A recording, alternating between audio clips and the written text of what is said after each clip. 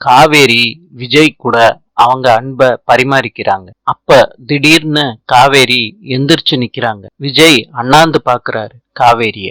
யமுனா நவீன் தட்டுல இருந்து எடுத்து வச்சு சாப்பிடுறாங்க. அதுக்கு நவீனோட அம்மா கேக்குறாங்க, எதுக்கு நவீனோட பிளேட்ல இருந்து எடுக்கிற? அதுக்கு யமுனா சொல்றாங்க, உங்க பிளேட்ல இருந்தும் எடுப்பேன் அத்த அப்படின்னு எடுக்கிறாங்க. நவீன் சொல்றாரு, யமுனா என்ன பண்ற? யமுனா சொல்றாங்க, நான் தான் செல்ஃபிஷ் ஆச்சே, யாருக்கும் எதையும் கொடுக்க மாட்டேன். இத பார்த்த நவீனோட அம்மா கடுப்பாறாங்க.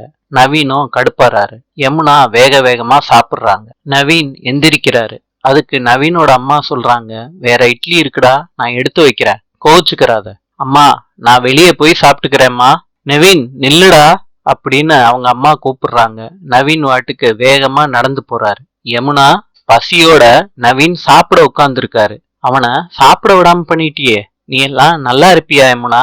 உனக்கெல்லாம் சூடு சொரணை இருந்துச்சுன்னா நான் சமைச்சு வச்சத உனக்கு சாப்பிடணும்னு தோணுமா? அத்தை, எனக்கு அதெல்லாம் எதுவுமே இல்ல, போதுமா அத்தை? உன்கிட்ட போய் சொன்னேன் பாருன்னு நவீனோட அம்மா எந்திரிச்சு போறாங்க.